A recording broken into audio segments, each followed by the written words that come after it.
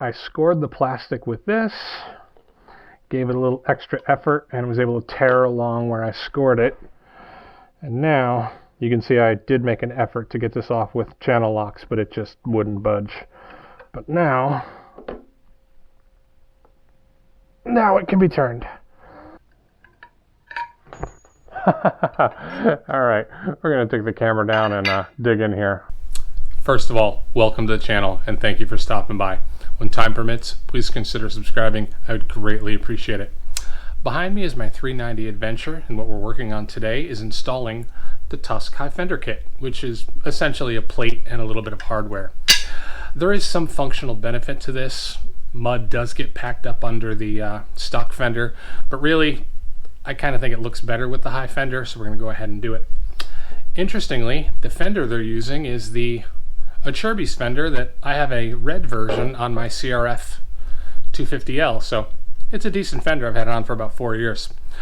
I'm not sure how much of this I'll be able to film because it's all mostly fiddly, taking parts off, but I will say the instructions are phenomenal, especially compared to the instructions that came with my Tusk racks. It's a 15-step process, fantastic clear photographs, everything's laid right out. I think anybody that can turn a screw or a wrench is going to have no problem at all putting this on.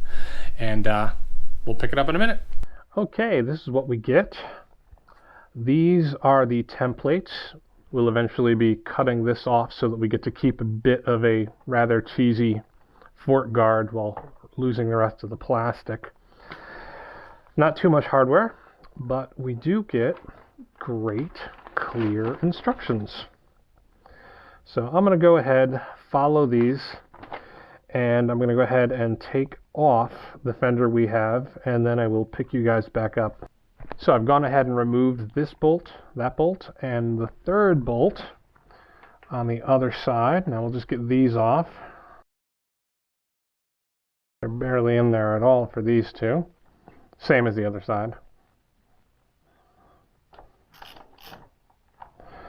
And out comes your reflectors. The instructions state that we can either put the reflectors back in or they gave us spacers to skip using them. Now, if you have ever seen one of my videos before working on this bike, I mentioned how soft the metal is. And sometimes things come stripped, and in this case, now this hasn't been touched since the factory. This is already rounded. So I took the exact proper size the instructions called for and what was used on the others, and it's just already rounded. Now fortunately it's just plastic and I'm not going to use it again, so it's just a matter of cutting that, and I'll deal with that when I can find a pair of vice grips. Next thing we need to remove is the brake line comes up and it's got 1 and 2 bolts here. Fortunately neither one of those is rounded. It is interesting, nothing is tight. As soon as you break it loose, they just come right out. And there doesn't appear to have been any Loctite whatsoever. It's just kind of like they put it together and tightened it down. Which for a bike that vibrates as much as this one does seems like a terrible idea. When I bought the bike I Loctited so much of it, but I never even thought of things like this. But they stayed. We're almost 11,000 miles and have not needed any. But this now needs to come out of here.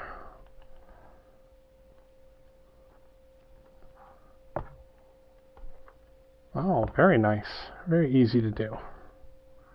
Well, until we got to here. A little more muscle for that. I'm not sure. I don't believe we reuse this according to the instructions. I'll take a look soon. But for now, I'm going to clean all of this up before we try to put the Tusk piece in, and I will go ahead and just cut this out of the way in a moment. Okay, so this was a whole lot easier without trying to film it. In here was the rubber cap I needed to remove. So I popped that cap out, and then the bolt comes up and a nut goes on it. That should be a joy to tighten up later. Then we have a standard bolt that went in the front and a flanged bolt that goes in the back. So once this gets tightened up, we can mount these back here with an included clip. Okay, this is our bracket to replace this huge thing. So, hey, we're saving a few ounces. We just need to start working on drilling some holes and getting it mounted. Alright, so with my wife's help, we have this as close as we're going to get it. And I just wanted to point out how good the template is for this. This is what Acerbis gives you when you're putting it on any other bike, you know. Go ahead and mark the points where your holes are and put it on there and hope it's straight. This is a replaceable sticker. We've pulled this thing off and put it back on about 20 times trying to get it as correct as possible. And the fact that it has the hole here to let you help guide it along with the other points, this is fantastic. Okay, the instructions called for a drill bit of a J.288. Now, I have no idea what that is, and I certainly don't have one, so I just stepped up to a 15/64, which seems to fit pretty perfectly. Alright, we are stickied. We have our holes drilled to approximately the right size. Oh, nice. Let's get these in.